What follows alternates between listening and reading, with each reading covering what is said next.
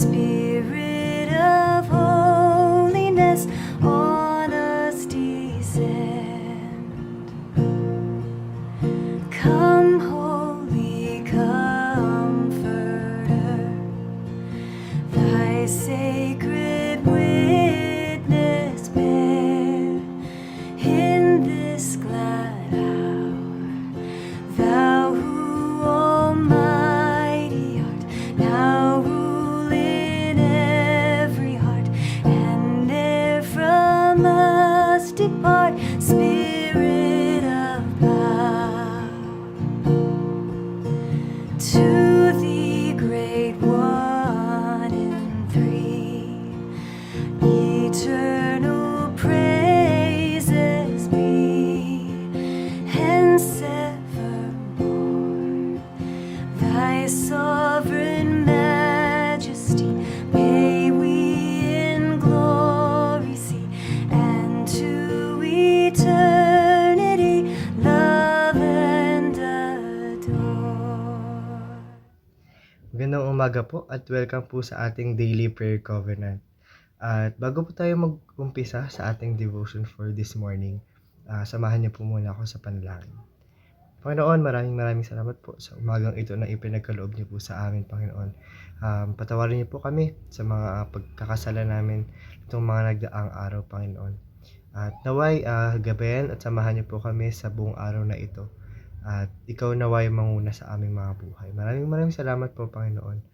Ang aming mga panalangin at panalangin ng aming puso ay tinataas namin sa pangalan mo. Amen at amen.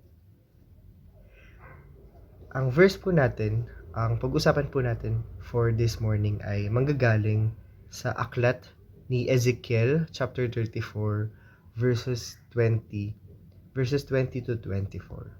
And ito po ang sinasabi. Therefore, this is what the sovereign Lord says to them. See, I myself will judge between the fat sheep and the lean sheep, because you shove with flank and shoulder, butting all the weak sheep with your horns, until you have driven them away. I will save my flock, and they will no longer be plundered. I will judge between one sheep and another. I will place over them one shepherd, my servant David, and he will tend them. He will tend them and their shepherd. I, the Lord, will be their God, and my servant David will be prince among them. I, the Lord, has spoken. Napakagandang mensahe po from the book of Ezekiel. And there are two things lang po na gusto ko i-share sa inyo. Ang gustong i-share ng binasa po natin sa ating mga buhay. Sa ating mga buhay. So, number one po is judgment. God will execute judgment. Sabi po sa binasa natin kanina sa sa verses 20, sabi dito, I will judge between fat sheep and the lean sheep. And because you shove with flank and shoulder, butting all the weak sheep with your horns until you have driven them away. So God will execute judgment. God will choose between who is the fat sheep and who is the lean sheep. God will choose between those who are faithful and those who are not faithful to Him. Between those who are truly His and those who are not. God will separate those who are true believers and to those who are not true believers. The Lord will ultimately judge His people. I-judge tayo ng Panginoon. Yun po yung natural ng ating Diyos. Siya po ay ang ultimate judge ng lahat ng creations. So, when the time comes na mag-judge na yung Panginoon, nasaan ka dun? Nasaan tayo dun? Are you the fat sheep? Or are you the lean sheep? Are you the good sheep? Or are we the bad sheep? Second point is rescue and salvation. If you are identified by God, diba, pag na-separate na tayo ng Panginoon, pag na-separate and napili ka ng Panginoon, you are one of His. you are one of His sheep. He will make sure that you are rescued and shepherded. Sinabi niya sa promises niya on this verse. Sabi niya, basahin ko ulit na, "So, I will rescue my flock and they will be no longer be abused. And I will set over them one shepherd, my servant David. He will feed them and be shepherd to them. And I, the Lord, will be their God, and my servant David will be prince among my people. I, the Lord, had spoken." Napakaganda po no, na I will rescue you and you will no longer be abused. You are no longer be plundered. 'Di ba? Napakasarap sa pakiramdam na ma-save, 'di ba? May mga panahon po tayo sa buhay natin na kailangan na po natin ma-save. Like sa dami natin na, for example, sa dami nating problema, 'di ba?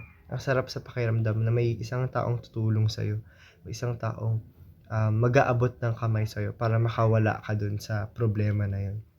And thank you dahil God is very faithful to us.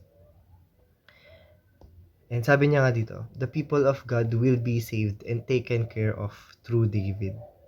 He will save you and will take care of you. Isa din sa gustong sabihin ng Panginoon sa atin, sa message na ito ay, He will send Jesus Christ for us to be saved. He will be the one who will take care of us. He will be our shepherd. And He will be our rescue. Diba?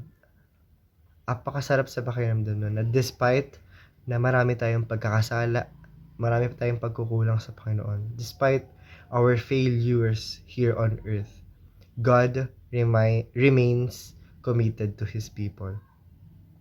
God remains committed to His people, promising to intervene and provide the care and leadership we truly need. So as a sheep, and as a believer of and follower of God, let us remain on Him.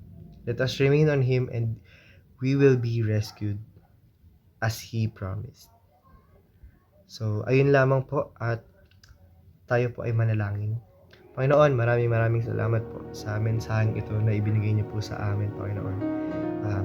Panginoon, muli patawarin niyo po kami kung kami man ay may mga pagkukulang at pagkakasala sa inyo, Panginoon.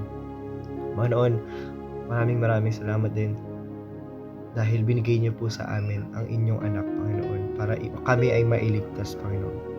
Kami ay mailigtas mula sa kadiliman, Panginoon, mula sa kasalanan, Panginoon. Maraming salamat dahil kahit minsan kami ay hindi naging faithful sa inyo, ay faithful ka pa rin sa amin, Panginoon, sa mga people mo, Panginoon. Maraming salamat po sa pagliligtas, Panginoon, sa protection na ibinibigay niyo sa amin araw-araw, Panginoon.